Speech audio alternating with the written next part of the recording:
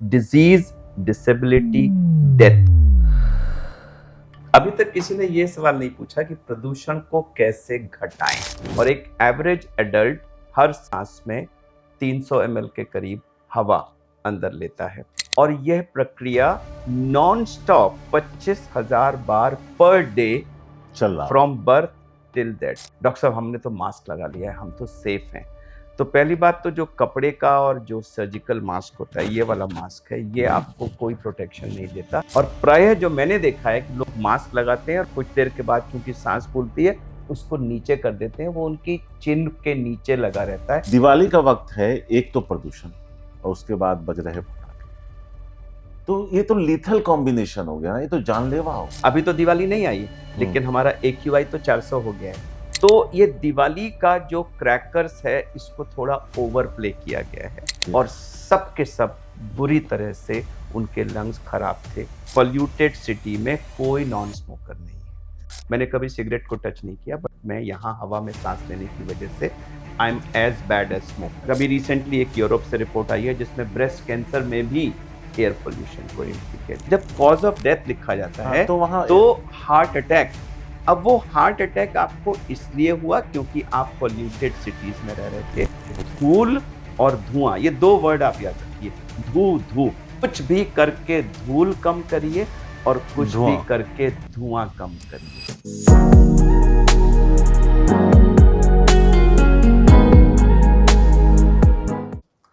Health wire media में आपका स्वागत है। मैं हूं शारिक खान और आज हमारे साथ लंग्स ट्रांसप्लांट के सबसे मशहूर डॉक्टर अरविंद कुमार हैं, जो चेयरमैन है लंग्स ट्रांसप्लांट के मेदांता हॉस्पिटल में। दिवाली का वक्त है और ऐसे में हर के जहन में एक ही सवाल आता है कि इस वक्त प्रदूषण और उससे हो रही परेशानियों से कैसे बचा जाए। और इस बारे में बात करने के लिए डॉक्टर अरविंद कुमार से बेहतर कोई हो नहीं सकता। डॉक्टर साहब, आपका बहुत बहुत शुक्रिया। नमस्कार। अगर हम किसी और वक्त आपके पास आए होते तो सवाल कुछ और होते, लेकिन आज सवाल कुछ और है। दिवाली का वक्त है, प्रदूषण और पॉल्यूशन से पूरे शहर का बुरा हाल है। ऐसे में पहला सवाल तो यही है जो हर कोई जानना चाहता है कि खुद को बचाएं कैसे। पहले तो आपके सभी दर्शकों को मेरा सादर नमस्कार और दीपावली की शुभकामनाएं भी। यह पिछले 7-8 साल से लगातार हर इस वक्त में मुझसे ये सवाल पूछा जाता है कि प्रदूषण से अपने को कैसे बचाएं। जी। मैं थोड़ा सा इसमें, अभी तक किसी ने ये सवाल नहीं पूछा कि प्रदूषण को कैसे घटाएं। बिल्कुल। प्रदूषण को से अपने को कैसे बचाएं का जवाब है कि प्रदूषण को घटाएं तो आप प्रदूषण के कुप्रभाव से बच जाएंगे। अगर प्रदूषण वही रहेगा जैसा कि ये है या आने वाले कुछ चंद महीनों में शायद और बढ़ भी सकता है, तो आप कोई भी अटेम्प्ट कर लें, आप अपने को बचा नहीं पाएंगे। उसका कारण मैं बताता हूं कि हम 24 घंटे में 25,000 बार सांस लेते हैं और एक एवरेज एडल्ट हर सांस में 300 ml के करीब हवा अंदर लेता है। जब हवा में जहर है, पार्टिकुलेट मैटर के फॉर्म में है, केमिकल के फॉर्म में है, हर सांस में वो जहर अंदर जा रहा है, उसकी एक माइन्यूट क्वांटिटी कहीं ना कहीं अंदर रह जाती है, बाकी बाहर आ जाती है, बट वो फिर जाती है। और यह प्रक्रिया नॉन स्टॉप 25,000 बार पर डे चल रहा फ्रॉम बर्थ टिल डेथ। जब तक सांस है तब तक सांस चल रही है और ये पॉल्यूशन का टॉक्सिन अंदर जाता रहता है। आप टेम्परेरी मेजर्स करते हैं, लोग बात करते हैं एयर प्योरीफायर की, बात करते हैं मास्क की, बात करते हैं ग्रीनली लगाने की, लेकिन जब बाहर का AQI 400 450 हो, जो कि truly unfit for human consumption है, ह्यूमन हैबिटेशन है, तो उसमें आप कोई भी कुछ भी यूज कर लें वो आपको नहीं करेगा। हम एक मास्क की बात करते हैं, आमतौर पर मुझसे लोग कहते हैं डॉक्टर साहब हमने तो मास्क लगा लिया है, हम तो सेफ हैं। तो पहली बात तो जो कपड़े का और जो सर्जिकल मास्क होता है, ये वाला मास्क है, ये आपको कोई प्रोटेक्शन नहीं देता क्योंकि इसमें से सारे केमिकल, सारे पार्टिकल सब पास हो जाते हैं। दूसरा जो प्रोटेक्शन देता है वो है N95, लेकिन उसको आपको पूरी नोज और पूरा माउथ कवर करके टोटली लगाना होता है, जिससे 100% हवा उसके थ्रू पास हो। और प्रायः जो मैंने देखा है कि लोग मास्क लगाते हैं और कुछ देर के बाद चूंकि सांस फूलती है उसको नीचे कर देते हैं, वो उनकी चिन के नीचे लगा रहता है, सांस ऊपर से चलती रहती है, उसका कोई प्रोटेक्शन नहीं होता। मैं ये भी पूछना चाहूंगा, क्या ये पॉसिबल है कि हम सब 24/7 वो मास्क लगाए हुए? मास्क ही लगाए रहें? ये जीना भी कोई जीना है? यहीं पे सवाल था आपसे। आपने बड़ा अच्छा कहा, वो सवाल आगे आना था लेकिन आपने पहले ही उठा दिया कि प्रदूषण कैसे कम करें। जी बचने से ज्यादा अच्छा है, वो कहते हैं ना, prevention is better than cure. जी हम अपना सारा दोष जो है वो सरकार पे, अथॉरिटीज पे डाल देते हैं। जी हम उस पर बाद में आएंगे, जी और मुझे लगता है एज ए डॉक्टर आप उस पर बहुत ज्यादा बात करना भी नहीं चाहेंगे। मैं ये जानना चाहता हूं कि एज ए सिटीजन हम क्या ऐसा कर सकते हैं जिससे हमारे अंदर सांस के द्वारा जा रहा जहर खत्म नहीं तो कम हो जाए। हाँ, तो आप as a citizen personal protections use कर सकते हैं। जी। अगर आप अपने घर में एयर प्योरीफायर लगा लेते हैं, हम्म। तो जितनी देर आप उस बंद कमरे के अंदर है, देखिए एयर प्योरीफायर को इफेक्टिव होने के लिए आपको बंद कमरे में होना पड़ेगा। अगर आपने खिड़की दरवाजे खोल दिए तो वो एसी की तरह वो इनइफेक्टिव हो जाता है। You have to be in a close space, और वहां पर उसकी वॉल्यूम, एयर हैंडलिंग कैपेसिटी इतनी होनी चाहिए कि पूरी हवा को वो साफ कर दे। तो जितनी देर आप उस कमरे के अंदर हैं, जी। आप प्रोटेक्टेड हैं। जी। लेकिन जब आप बाहर निकलेंगे तो उसका प्रोटेक्शन कंटिन्यू नहीं करता। पहला बात, जी। लोग अपने घर में बेडरूम में एयर प्योरीफायर लगवा के ऐसा प्रिज्यूम करते हैं कि शायद वो बेडरूम का एयर प्योरीफायर उनको रिमोट तरीके से 24/7 प्रोटेक्शन दे रहा है। वो केवल उतने तक ही सीमित है जितनी देर आप उस कमरे के अंदर हैं। नंबर 1। नंबर 2, मास्क की हमने बात कर ली। मास्क, अब मैं और आप इस समय बात कर रहे हैं, क्या हम मास्क लगा के बात कर सकते हैं? क्या हम 24/7 मास्क कर सकते हैं? नहीं, पॉसिबल नहीं। तीसरा, जो मैक्सिमम पोल्यूशन वाले टाइम होते हैं, जैसे हमने देखा है कि जो अर्ली मॉर्निंग आवर्स होते हैं उसमें सबसे ज्यादा ये डस्ट और केमिकल सेटल होते हैं, और जो ड्यू होती है इन दिनों में, जो नमी होती है, वो उसको कैप्चर कर लेती है और स्मोक प्लग फॉग मिल करके स्मॉग बन जाता है। तो मॉर्निंग टाइम में प्राय लोगों का एक्सरसाइज का और ये सब का बिल्कुल। टाइम होता है, तो इन पोल्यूशन डेज में आप वो अवॉइड करें। बच्चों को स्कूल इसी समय जाना होता है, बच्चों की हाइट वही होती है जितनी हाइट पे वो सब सेटल होता है। तो आप देखिएगा, अब जैसे जैसे एयर क्वालिटी डिटीरिएट होगी शायद स्कूल्स बंद हो जाएंगे, और बच्चों को स्कूल में खेलने के लिए मना किया जाएगा, बिकॉज जब वो दौड़ते भागते हैं तो ज्यादा बार सांस लेते जी। हैं, और उस समय वो मास्क नहीं लगा सकते, मेडिकली अलाउड नहीं है, और उस समय ज्यादा उनको नुकसान होता है। तो ये सब मेजर्स हैं। प्लांट्स, कहा जाता है कि आप घर में प्लांट्स लगा लीजिए, जैसे मनी प्लांट है, एरोक्रेरिया है, मदर इन लॉ टंग है, ये जी। सब जो बड़े पत्ते जिनके हों तो वो थोड़ा सा हवा को साफ कर देंगे। बट मैं आपको ये बता दूं कि ये सारे के सारे मेजर्स जो हैं, यह अगर आप इफेक्टिवनेस के टर्म्स में देखें तो बहुत थोड़ा सा रोल प्ले करते हैं। इससे कोई हम ये उम्मीद करें कि मेजर चेंज आ जाएगा, नहीं आ जाएगा।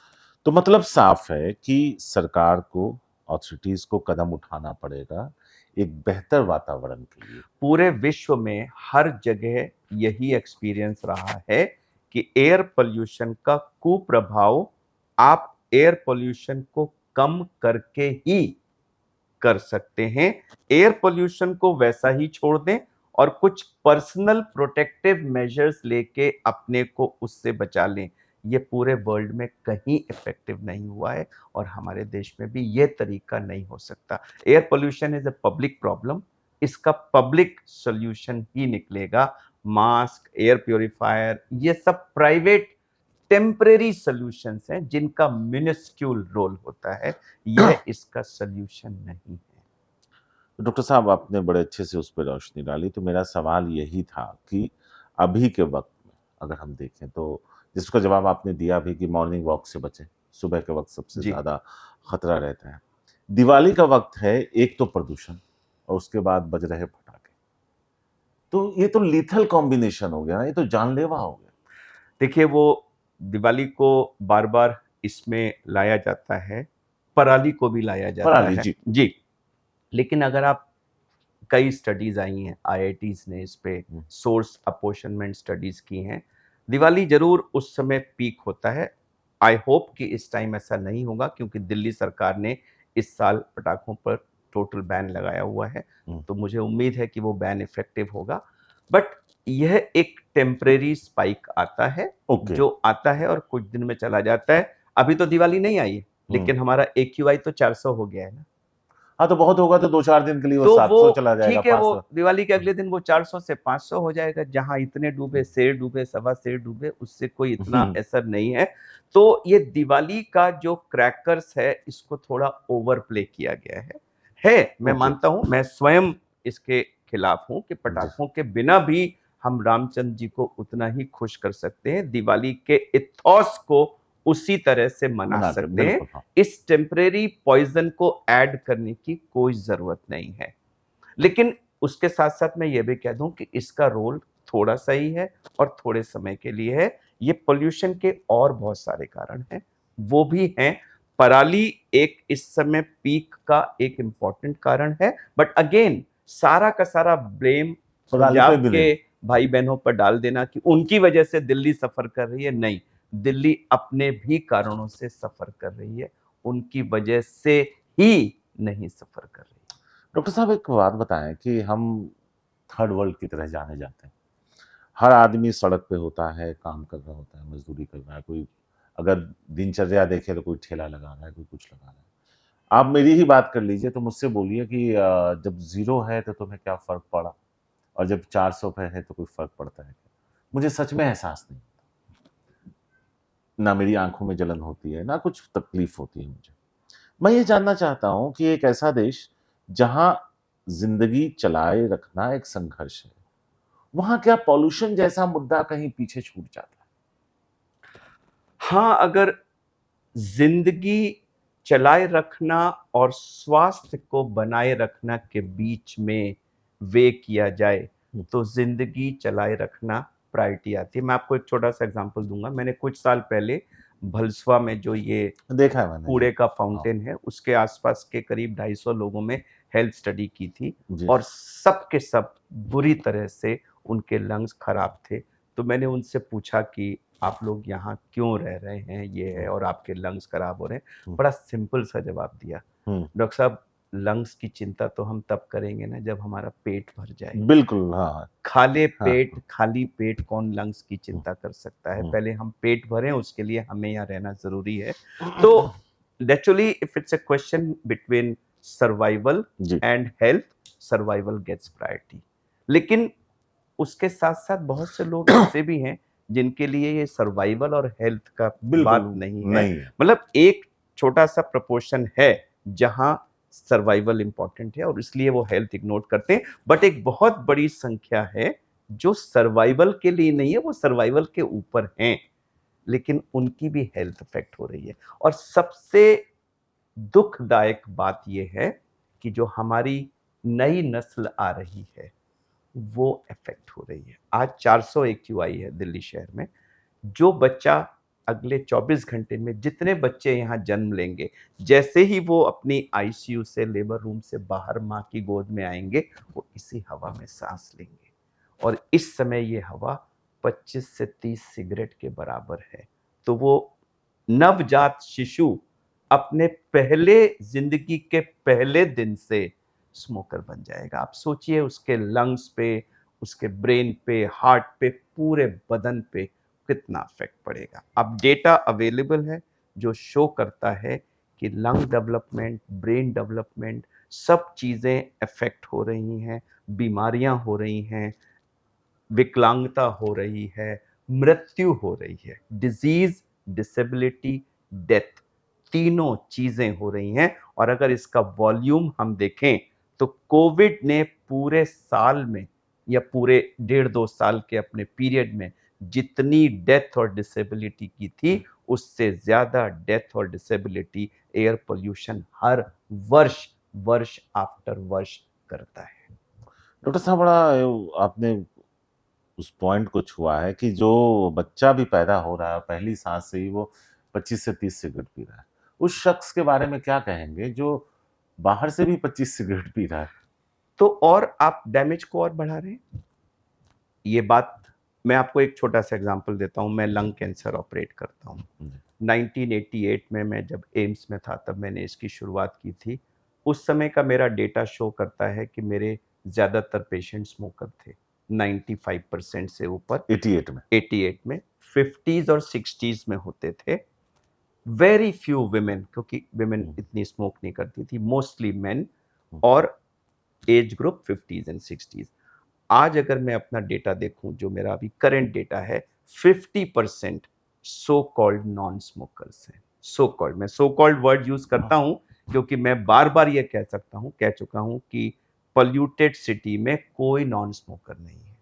आप स्मोकर हैं, आप स्मोकर हैं, हम सब, मैं भी स्मोकर हूं। मैंने कभी सिगरेट को टच नहीं किया, बट मैं यहाँ हवा में सांस लेने की वजह से I am as bad as smoker. तो जो 95% स्मोकर से आज वो संख्या 50% पर आ गई है। एक दूसरा, peak as 50s and 60s से घट के 40s हो गई है, 15 साल यंगर हो रहा है। 10% पेशेंट मेरे 30s में हैं, और मेरी यंगेस्ट पेशेंट करीब 24 या 25 साल की एक महिला थी, जो स्मोकर नहीं थी, लेकिन वो किसी पॉल्यूटेड एरिया के पास रहती थी। और 40% पेशेंट्स मेरे आज महिलाएं हैं जो नॉन स्मोकर हैं, नॉन स्मोकिंग फैमिली से हैं। और जब मैं दिन में ऑपरेट करता हूं 3 से 4 लंग केसेस पर डे, तो मुझे नॉर्मल पिंक लंग किसी भी व्यक्ति में दिखाई नहीं देता, चाहे वो स्मोकर हो, नॉन स्मोकर हो, शहर वाला हो, गांव वाला हो, बच्चा हो,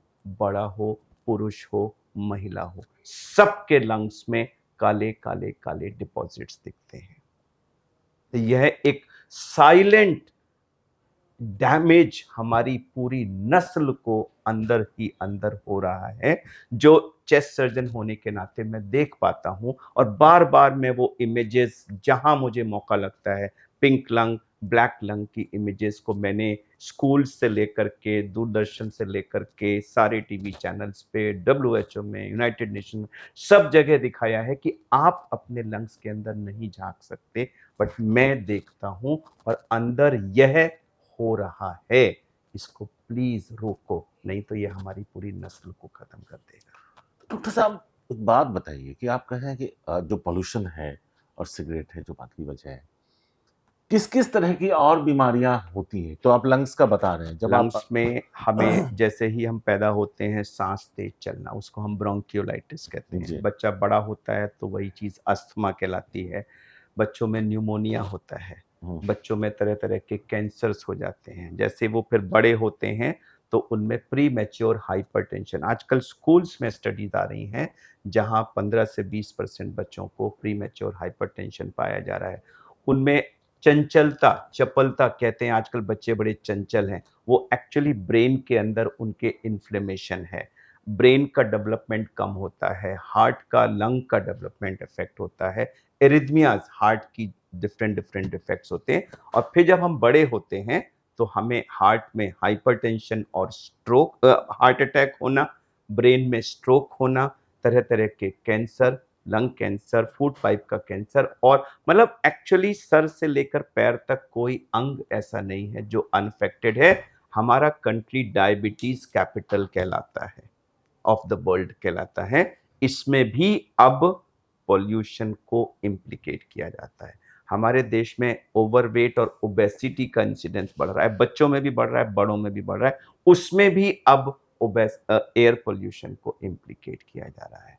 तो अगर आप सर से पैर तक, अभी रिसेंटली एक यूरोप से रिपोर्ट आई है जिसमें ब्रेस्ट कैंसर में भी एयर पोल्यूशन को इम्प्लीकेट, मेरे ख्याल से सर से पैर तक कोई डिजीज ऐसी नहीं होगी जिसको एयर पोल्यूशन या तो कॉज ना करता हो, और अगर कॉज नहीं करता है तो एग्रीवेट ना करता हो।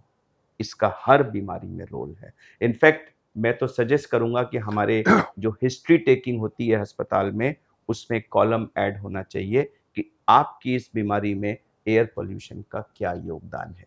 उस कॉलम में हर पेशेंट में कुछ ना कुछ पॉजिटिव चीज लिखी जाएगी, मतलब योगदान है। यह हर अंग को अफेक्ट कर रहा है, डिजीज कॉज कर रहा है, डिसेबिलिटी कॉज कर रहा है, प्रीमेच्योर डेथ्स कॉज कर रहा है। हमारे जीडीपी को भारी नुकसान पहुंचा रहा है।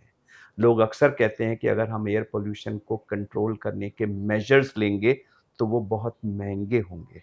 मैं कहता हूं कि आप मेजर्स लेंगे तो वो महंगे होंगे, और अगर आप मेजर्स नहीं लेंगे तो जो बीमारी होगी, जो डेथ्स होंगी, उसकी जो कीमत आपको चुकानी पड़ेगी वो उससे कहीं ज्यादा महंगी होगी। क्या हम इसको लेके इसलिए भी थोड़े से लापरवाह हैं कि वो चीजें उस तरह से नहीं दिख रही होती जी। हैं?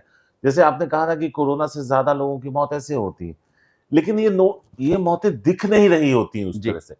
तो शायद इसलिए हम थोड़ा सा लगता है कि हाँ सब ठीक है। बिल्कुल आपने सही पॉइंट पे हिट किया। कोरोना आया, लोगों को कोरोना हुआ, हफ्ते भर के बाद उस व्यक्ति की डेथ हो गई। ओह, वो कोरोना से मर गया, ऐसे करके एक हवा सा फैल गया। एयर पोल्यूशन सीधे नहीं काट मारता, एयर पोल्यूशन बीमारियां करता है। एयर पोल्यूशन ने आपको हार्ट अटैक से मार दिया, ब्रेन अटैक से मार दिया, कैंसर से मार दिया, अस्थमा से मार दिया, 50 बीमारियों से मार दिया। तो जब कॉज ऑफ डेथ लिखा जाता हाँ, है तो वहां तो हार्ट अटैक। अब वो हार्ट अटैक आपको इसलिए हुआ क्योंकि आप पोल्यूटेड सिटीज में रह रहे थे। ये अनफॉर्चुनेटली हमारे प्रेजेंट रिपोर्टिंग सिस्टम की एक खामी है कि एयर पोल्यूशन पीछे से, बिहाइंड द कर्टेन है, वो सामने नहीं आ रहा है। ये हम डॉक्टरों की जिम्मेदारी है कि हम इसको सामने लाएं। और मैं एज ए लंग सर्जन, मैंने एक एनजीओ बनाया है, लंग केयर फाउंडेशन, जिसके थ्रू हम हर संभव फोरम पे इस बात को लाने की कोशिश कर रहे हैं कि एयर पोल्यूशन सारी बीमारियों से ज्यादा बड़ा किलर है, और इसको हमें हर डेथ में कहीं ना कहीं लिखा जाएगा। वर्ल्ड में केवल एक केस है, एक एला करके लड़की थी लंदन में, जिसकी डेथ हुई थी। अस्थमा था उसको, एयर पोल्यूशन की वजह से अस्थमा उसका एग्रीवेट हो गया, उसकी डेथ हो गई। उसमें लिखा गया cause of death aggravation of bronchial asthma. उसकी मदर कोर्ट में गई लंदन में, और कोर्ट ने 8 महीने के बाद अस्पताल को ऑर्डर किया कि इसकी death summary, cause of death को रिवाइज किया जाए, और उसमें लिखा जाए aggravation of asthma due to air pollution. So यह केवल एक इंस्टेंस है वर्ल्ड में जहां किसी की कॉज ऑफ डेथ में एयर पोल्यूशन का नाम है। तो डॉक्टर शायद ये हर अस्पताल में हर केस में होने की जरूरत है। तो डॉक्टर साहब फिर तो ये कहा जाए ना कि हम सब असहाय हैं जब तक दुनिया और देश और उसको चला रहे जो सियासतदान है वो एक साथ एक मंच पर आकर इस समस्या को एड्रेस करके खत्म नहीं करते, तब तक इस तरह से लोग सफर करते रहेंगे। इसमें देखिए, मैं सोचता हूं कि अवेयरनेस की बहुत ज़रूरत है, और इसीलिए मैंने एक ग्रुप बनाया है, डॉक्टर्स फॉर क्लीन एयर, जिसमें हम पूरे देश के सब डॉक्टर्स को जो इसके बारे में पैशनेट हैं उनको, एक मंच नहीं है, ये एक ग्रुप है कि अगर आप डॉक्टर हैं और इस इशू से पैशनेट हैं तो आप लोगों में बात करिए। मुझे लगता है कि अगर एक मास मूवमेंट क्रिएट किया जाए लोगों का, तो लोग दो काम होगा। एक तो वो खुद जो वो एक्शंस ले रहे हैं जिससे पोल्यूशन बढ़ रहा है, तो वो खुद अपने एक्शंस लेंगे। क्योंकि हम सब, जैसा आपने शुरू में कहा कि सरकार सरकार सरकार कहते हैं, सरकार कौन है? कुछ सरकार थोड़ी पोल्यूशन कर रही है। पोल्यूशन क्यों हो रहा है? 140 करोड़ लोग देश के पोल्यूशन कर रहे हैं, और अगर वो 140 करोड़ लोग रोज एक छोटा छोटा उपाय कर लें कि अच्छा आज मैं गाड़ी कम चलाऊंगा, आज मैं डस्ट नहीं जाने दूंगा, आज मैं गार्बेज बर्निंग नहीं करने दूंगा, अपना घर में जो मेरा गार्बेज है उसको सेग्रीगेशन करूंगा ताकि वो भलसवा की जो पहाड़ है वो कम हो जाए, मैं प्लास्टिक को नहीं यूज करूंगा। ये 8-10 पॉइंट्स हैं। अगर हर व्यक्ति छोटा छोटा स्टेप ले ले, जिसको हमने एक नाम दिया है माय सॉल्यूशन टू पोल्यूशन, अगर 140 करोड़ लोग माय सॉल्यूशन टू पोल्यूशन पे अपना योगदान देने लग जाएं, तो जनाब बहुत मेजर फर्क आ जाएगा। और जब यह एक मास मूवमेंट शुरू होगा तो आप देखिए सरकार भी वो करेगी जो उसको करना चाहिए, वो कर रही है, लेकिन आई थिंक उसकी इंटेंसिटी, स्केल, जिस स्केल और जिस स्पीड की जरूरत है वो अभी नहीं है। बट अगर लोगों का एक मास मूवमेंट होगा तो वो स्केल और वो स्पीड आ जाएगी। यही सवाल था जो मैंने पहले भी पूछा था कि हमने पूछा था आपसे कि हम कैसे उससे बच सकते हैं। अब ये है कि हम अपनी सोसाइटी और अपने समाज और अपने आसपास के एनवायरनमेंट को कैसे बचा सकते हैं, कि हमारा क्या योगदान हो सकता है उस इस समस्या से निपटने में। उस पर आपने रोशनी डाली और हम चाहते हैं कि उसको आप एक बार फिर से पॉइंट वाइज बताएं जी कि शारिक खान अगर अपने घर पे हैं तो क्या क्या करें जिससे उनका योगदान रहे पोल्यूशन में हो या बाजार में शॉपिंग कर रहे हो, मैं आपको हाँ। बता रहा हूँ कुछ पॉइंट्स हैं जो हमें क्लियर करने हैं point wise. Number 1, air pollution आज की तारीख में हमारे लिए सबसे बड़ा हेल्थ चैलेंज है, जो हमको और हमसे ज्यादा हमारी अगली नस्ल को बुरी तरह से इम्पैक्ट कर रहा है। और अगर हमने इसको नजरअंदाज किया तो हम अपने और अपने से ज्यादा अपनी नस्ल के साथ बहुत बड़ा धोखा कर रहे हैं और बहुत बड़ा नुकसान हम उसका फेस करने जा रहे हैं। एक बात। नंबर 2, एयर पोल्यूशन कोई बाहर से नहीं आता, ये हमारे ही एक्शंस और इनएक्शंस से होता है। तो हम सब ये कहना कि मैं क्या कर सकता हूं, ये तो सरकार का काम है, ये गलत है। हम सब इसमें भागीदार हैं और हम सब my solution to pollution contribute करके इसको कम कर सकते हैं। जैसे सोर्सेज हैं 2, एक है पार्टिकुलेट मैटर और दूसरे हैं केमिकल्स मैटर। पार्टिकुलेट मैटर सबसे ज्यादा आते हैं धूल से। जगह जगह जो धूल है, अभी देखिए आप, हमारे बहुत अच्छे अच्छे हाईवेज भी बन रहे हैं, बट उसमें भी अगर आप देखिए कि साइड्स में कच्चा पैच रहता है, गाड़ियां नीचे जाती हैं और गाड़ियों के पीछे एक धूल का पूरा गुबार सा होता है। यह सब हमारे सांस में जा रहा है, इसको हमें मिल करके कम करना है। अपने घर के बाहर अगर एक कच्चा सा पैच है, उस पर कुछ ग्रीनरी कर दीजिए। कहीं कंस्ट्रक्शन अगर आपके घर में हो रहा है तो इसलिए नहीं कि सरकार या पुलिस आकर के 50,000 रुपए का फाइन कर देगी, बट इसलिए कि कोई यह आपकी सिविक रिस्पॉन्सिबिलिटी है कि आपके कंस्ट्रक्शन की डस्ट आपके नेबर को ना नुकसान करे। तो डस्ट कंस्ट्रक्शन की कम करिए। सड़कों पे म्युनिसिपल कॉरपोरेशंस का बहुत बड़ा रोल है। अब देखिए सड़क टूटती है हमारे यहाँ, केबल ले करें, कुछ भी करें, वो उसको कच्चा छोड़ दिया जाता है। उस कॉन्ट्रैक्ट में उस कॉन्ट्रैक्टर की उसको पक्का करने की भी जिम्मेदारी होती है, वो उसमें होता है, लेकिन वो काम होता है 3 महीने के बाद, उसकी कन्वीनियंस क्या है। और वो 3 महीने तक गाड़ियां वहां से कितना करती रहती हैं, धूल उड़ती रहती है, ये सब हमारे लंग्स में जा रही है।